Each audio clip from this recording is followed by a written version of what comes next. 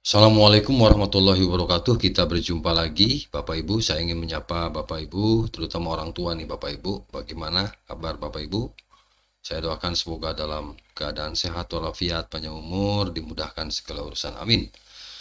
Baik Bapak Ibu, izin kali ini saya ingin berbagi terkait dengan penerimaan peserta didik baru Bapak Ibu. Sebentar lagi ya kita memasuki awal tahun pelajaran, dan tahun ini agak berbeda sebab dengan pementeri yang baru, PPDB diganti dengan SPMB.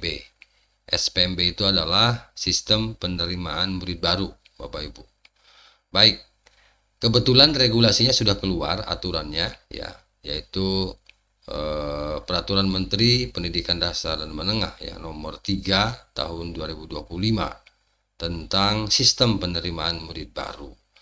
Dan kali ini saya izin Bapak Ibu untuk mencoba menyampaikan persyaratan ketika akan memasukkan anak-anak kita ke jenjang TK, SD, SMP, SMA maupun SMK. Untuk itu silahkan bagi yang membutuhkan informasi ini silahkan disimak sampai selesai.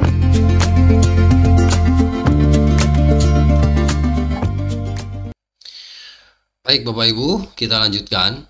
Jadi untuk penerimaan murid baru, aturan yang berlaku saat ini adalah Peraturan Mendikdasmen nomor 3 tahun 2025 tentang sistem penerimaan murid baru. Saya langsung saja ke tujuan kita sesuai dengan judul tadi Bapak Ibu, di mana nanti akan menyampaikan beberapa persyaratan ya terkait penerimaan murid baru tadi. Tapi sebelum ke sana di pasal 2 kita lihat dulu Bapak Ibu tujuan dari sistem penerimaan murid baru ya. Kita ingin penasaran sekali mengapa ini diganti ya, PPDB diganti dengan SPMB. Nah, tujuan dari SPMB ini adalah yang pertama memberikan kesempatan yang adil bagi seluruh murid untuk mendapatkan layanan pendidikan berkualitas yang dekat dengan domisili.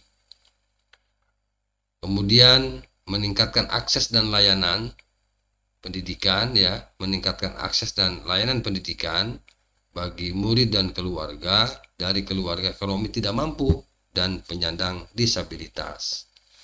Lalu yang C-nya tujuannya adalah mendorong peningkatan prestasi murid, dan tujuan yang keempat atau D mengoptimalkan keterlibatan masyarakat dalam proses penerimaan murid baru. Oke, itu 4 tujuan dari SPMB ya Bapak Ibu. Kita lanjutkan. Nah, lalu jalur penerimaan murid baru ini apa saja? Sepertinya masih tetap sama jumlahnya sama, ada 4, tetapi ada yang diganti. Nah, kita bacakan ini di ayat 2-nya ya. Jalur penerimaan murid baru sebagaimana dimaksud dalam pada ayat 1 meliputi pertama jalur domisili, yang dulu adalah jalur zonasi. Ya, sekarang diganti dengan jalur domisili. Nah, apakah perbedaannya antara zonasi dengan domisili? Bapak Ibu nanti bisa membaca sampai selesai nih ya. Bisa dibaca regulasi ini untuk mempelajari perbedaan antara domisili dengan zonasi. Lalu yang C-nya adalah yang B-nya jalur afirmasi masih tetap ada, kemudian jalur prestasi dan jalur mutasi. Jadi ada 4 jalur: domisili, afirmasi, prestasi, mutasi. Oke.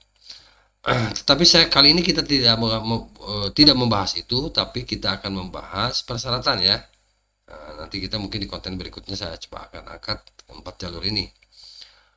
Nah, pasal 10 untuk persyaratan masuk TK itu paling rendah usianya 4 tahun dan paling tinggi 5 tahun untuk kelompok A.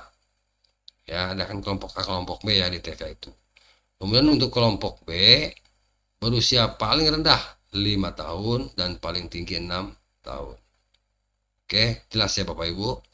Lalu yang berikutnya untuk pasal 11. Nah, untuk pasal 11 persyaratan umum ini bagi calon murid kelas 1 SD harus memenuhi ketentuan berusia 7 tahun pada tanggal 1 Juli tahun berjalan.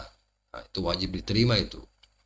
Kemudian yang pasal 11 ayat 2-nya, calon murid berusia paling rendah 6 tahun pada tanggal 1 Juli tahun berjalan dapat mendaftar SPMB kelas 1 SD.